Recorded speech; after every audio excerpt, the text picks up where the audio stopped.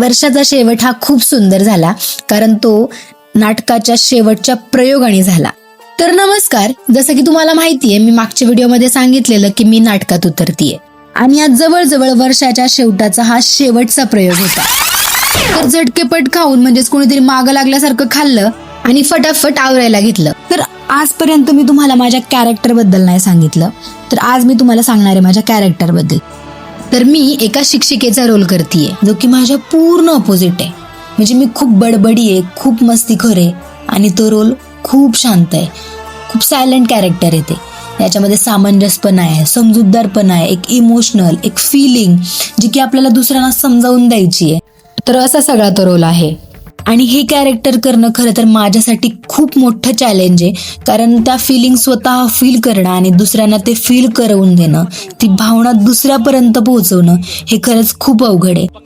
आणि मी अजून सुद्धा त्या कॅरेक्टरवर अजून डिटेलिंग करण्याचा प्रयत्न करतेय आणि मी माझे पूर्ण 100% त्या कॅरेक्टरला देतेय. आणि अखेर ती वेळ आली आणि आम्ही ओंकार घेऊन स्पर्धेची पहिली पायरी चढली. स्पर्धा होती तर मनात थोडी भीती सुद्धा होती, पण सगळ्याच कलाकारांनी स्वतःचे 100% दिलेत आणि प्रयोग अक्षरशः गाजवले.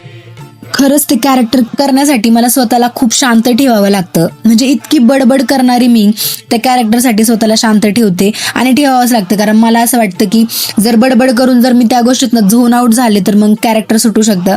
तर ती गोष्टची भीती राहते माझ्यासाठी.